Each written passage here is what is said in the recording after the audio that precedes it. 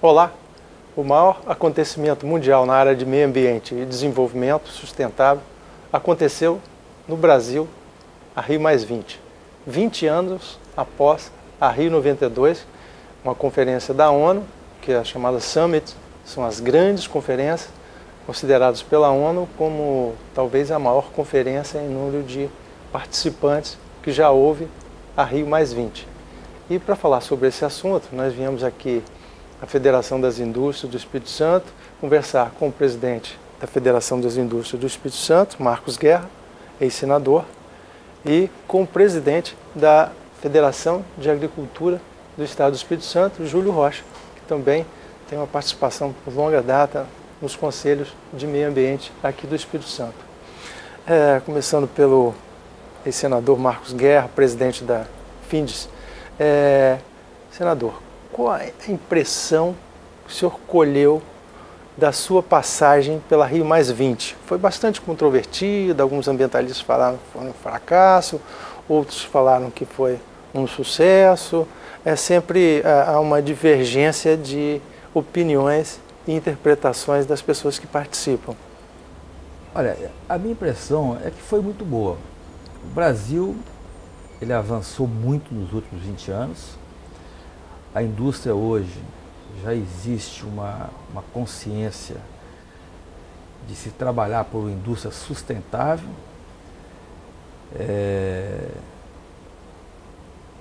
As 27 federações do Brasil, todas elas têm conselhos temáticos voltados para o meio ambiente, para a preservação ambiental, conselhos nas áreas sociais, quer dizer, existe hoje uma participação significativa na indústria. E aí o que é mais importante, Albi, é que esse trabalho ele não está só nas grandes empresas, ele já está na micro, pequena e média indústria. Então eu estive analisando durante o evento da Rio+20 um avanço muito grande. Inclusive a Confederação Nacional da Indústria, nós fizemos um dia só para falar da indústria sustentável, entendeu? Da importância da indústria sustentável. Eu acredito que foi um avanço, nós temos muito que avançar ainda e precisamos também, não só a indústria, que a indústria avance, mas também os governos, o governo federal, o governo estadual, os governos municipais, porque quando você trabalha, ainda existe um paradigma que tem que ser quebrado, entendeu? Que o custo da preservação, tá? Então, ainda existe dentro das legislações federal alguns complicadores, quer dizer, alguns dificultadores para os avanços necessários para tornar o país ainda mais competitivo a nível internacional. Esse é um dos pontos que nós podemos comentar um pouco mais à frente. Sim, como por exemplo? Mas a impressão foi muito boa. Certo. Esse conceito de sustentabilidade foi concebido basicamente em 1986 pela Comissão Mundial de Meio Ambiente, chefiada pela ex-ministra da Noruega, Gro Brundtland, que falava no desenvolvimento sustentável, englobando a questão socioeconômica na questão ambiental, né? E essa questão da sustentabilidade, ela foi criada então o conceito de sustentabilidade. Presidente Júlio Rocha, na sua visão, essa palavra não ficou um pouco utilizada de forma às vezes promocional, uma visão de marketing, muitas vezes pouco aplicada na prática? Eu creio que não. O que acontece na verdade é que precisa-se de recursos para criar um ambiente favorável à sustentabilidade. Isso tem um custo. E, sobremodo, os países que mais têm obrigação de contribuir para essa evolução, eles não querem contribuir. O nosso segmento mesmo, dentre as propostas que foram levadas, todas irrefutáveis, e isso alegra muito a gente, porque se elas não evoluem a curtíssimo prazo, pelo menos não podem ser contestadas. Dentre essas propostas, tem uma de criar um índice de desenvolvimento sustentável, também uma de se criar um fundo internacional para o desenvolvimento da tecnologia. Sim. Então, isso tem um custo. E esses países não querem desembolsar, sobretudo porque tem um pretexto, que são os países principais europeus, os Estados Unidos, sobre a alegação de que a situação momentânea financeira desses países não é favorável. Mas isso não é motivo para que não se faça o dever de casa e se cumpra com esse compromisso de avançar. A própria CNA e o nosso sistema lançou há 3 anos atrás um compromisso de desmatamento zero. E das ONGs, uma das mais notórias é a Greenpeace, que deveria, já desde aquela época, ter abraçado essa causa de desmatamento zero e se omitiu. E agora, por ocasião da Rio+20, teve a disfarçatez de querer lançar essa proposta de desmatamento zero como se fosse de autoria própria. O outro ponto também, Júlio, que a ministra realmente ela esteve lá no evento e ela tem um vasto conhecimento sobre sustentabilidade. Mas foi questionada ela, muito bem lembrado pelo Júlio aqui, na Eco 92, os países chamados países ricos, eles fizeram um compromisso de ajudar os países emergentes, né? Então você se depara num momento onde o mundo está em liquidação, principalmente os países ricos, os países da Europa, o próprio Estados Unidos. Em 92 eles estavam bem, né? Estavam bem. Então o Brasil, ele está fazendo o seu dever de casa. Ele vem fazendo, vem crescendo. Nós temos o compromisso realmente de tornar o nosso planeta mais sustentável, mas estamos longe de ser os maiores poluidores. Nós temos aí países precisando de aumentar a sua produção industrial para saírem da crise. Tá? Está previsto aí para chegar em 2050 com 9 bilhões de habitantes. Tá? E o mundo precisa produzir alimentos. Você que é da área da agricultura, tá? O mundo tem que... E a produção de alimentos que hoje sustenta a balança comercial brasileira, né? Basicamente, né? Recentemente aqui no Brasil, nós quase corremos o risco aqui, do novo Código Florestal, de inviabilizar a produção de grãos a nível nacional. Então a gente tem que ficar muito atento, porque o Brasil, ele já carrega quase que uma responsabilidade de o maior depósito de águas potáveis está aqui no Brasil, matas está aqui no Brasil, entendeu? E as ONGs internacionais, elas têm um foco muito grande no Brasil, entendeu? E que às vezes, Júlio, criam complicadores aqui dentro do Brasil. Então nós temos que realmente cuidar do nosso espaço aqui, mas mais com a bandeira nacional e não com o foco de bandeira internacional, de ONGs teleguiadas que vêm para o Brasil.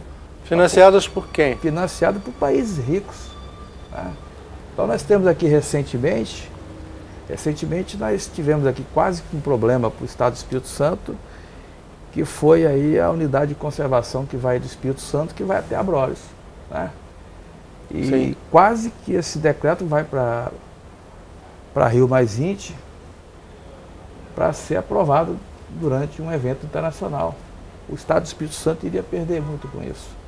Sim, entendeu? Pegaria praticamente a metade do litoral capixaba. Metade do litoral capixaba ele estaria sendo comprometido daqui para frente. Nós temos aqui exploração de petróleo, que o Estado do Espírito Santo depende hoje dessa riqueza. Nós temos portos, a nossa economia, mais de 50% da nossa economia é internacional. Então a gente tem que ficar muito atento a esses pequenos detalhes, que muitas vezes eles podem prejudicar o Estado do Espírito Santo e muito, se não forem observados com bastante cuidado, aqui não só pelo governo do Estado, mas a nível federal. Sim. Essas regras, Júlio, elas são impostas, às vezes, por debates internacionais que muitas vezes prevalecem uma opinião dos países ricos, né? Sem dúvida. Hoje, o organismo oficial a nível internacional que rege a questão de meio ambiente tem apenas 58 países filiados. E um pouco antes da Rio+20, o comissário representante da União Europeia, Janez Potkovic, ele estava suscitando de sugerir a criação de uma agência em lugar do organismo, porque 58 países é muito pouco perante uma questão internacional, posto que o envolvimento da Rio+20 foi de 193 países. E a gente fizeram até um alerta quando eu li a respeito dessa proposta de criação de agência nos moldes da ONU ou da OIT, porque a criação de agência suscita uma obrigação de consenso. E ele já estava fazendo aquilo, na meu ver, lógico, de forma deliberada, porque os Estados Unidos não concordava. Então, isso seria uma maneira antecipada de se esvaziar Rio+20. Que eu concordo com o presidente Marcos, que houve uma evolução muito grande. Porque, para resumir em uma frase, eu diria o seguinte, que na Eco 92 havia muita exacerbação de interesses particulares, de vaidade. Então as propostas eram das pessoas, e na Rio+20 as propostas foram para as pessoas. Então esses organismos internacionais estão ficando numa sinuca de bico, coagidos em poder continuarem com aquela política que faziam em cima de nós, de dizer, por exemplo, que não se comprasse a carne no mercado internacional, porque foi alcançada graças à produção de área desmatada. E os índices estão demonstrando que aquilo que eles mais alardeiam, que o desmatamento da Amazônia, tem regredido de forma acentuada. Certo. Talvez essa sua colocação esteja propondo uma questão que acho que ficou clara. Parece que se teve menos questões alarmistas, uma reunião mais branda, quer dizer, sem grandes ações pitorescas, mas talvez mostrando um nível de evolução da discussão. Né? Em realidade, toda vez que se provoca discussão de meio ambiente, eu penso que, por razões óbvias, o segmento primário é o mais alardeado, é o mais citado, não é? E a gente tem que estar atento para o compromisso de todos os segmentos e dos poderes executivo, legislativo, judiciário, porque nós temos um índice, por exemplo, nas cidades, muito baixo ainda de esgotamento sanitário, que provoca a poluição dos rios, que provoca a má qualidade da água, que provoca uma acentuada morbidade infantil.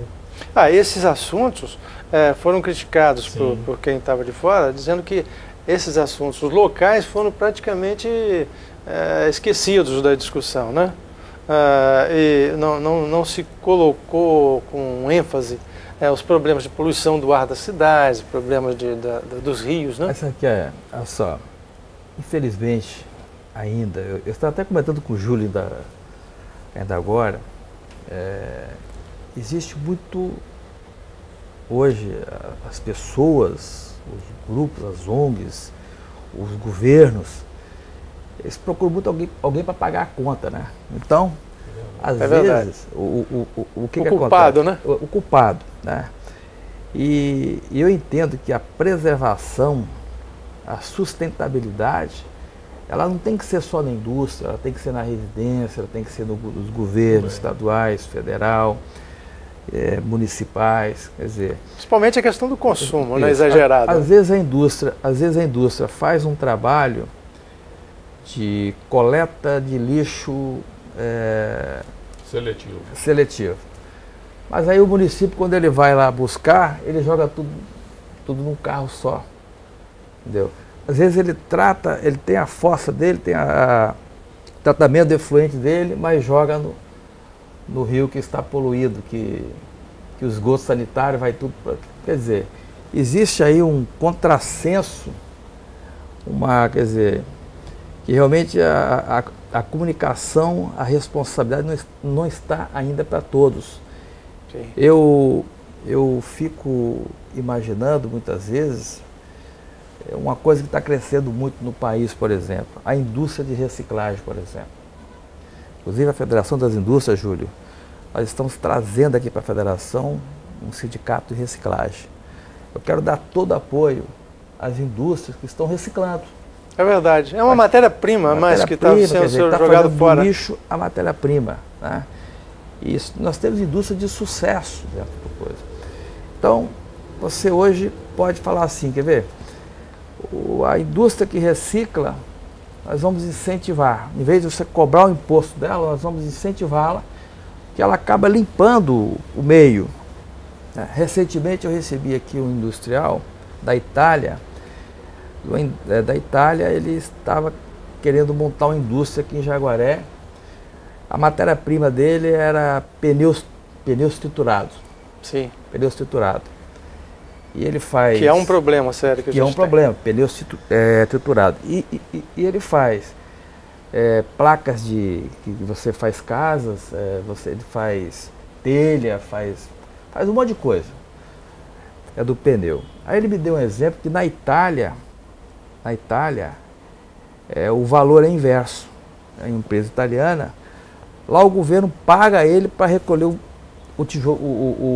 pneu velho. O resíduo, que hoje é causador da dengue aqui, né? Então, é um dos causadores. Ele recebe por quilo coletado, que transforma-se em matéria-prima dele. Aqui no Brasil,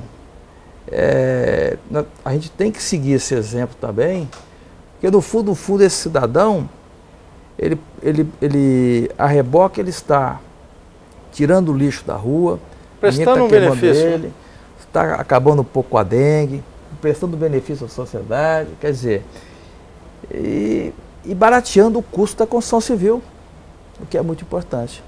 Então, esse tipo ainda de ação, ele precisa ser melhor trabalhada. E aí, Júlio, você colocou muito bem, também no Congresso Nacional a gente precisa criar leis, realmente, e o governo tem que ser receptivo a esse novo momento da indústria de reciclagem do Brasil, que tem crescido muito, viu? Sim. Tem crescido muito. Agora, o Brasil hoje ele pode se considerar um país relativamente desenvolvido nessa área ambiental, né? Muito. Inclusive na questão ambiental. Nós vamos a um rápido intervalo, voltamos já. Fique conosco,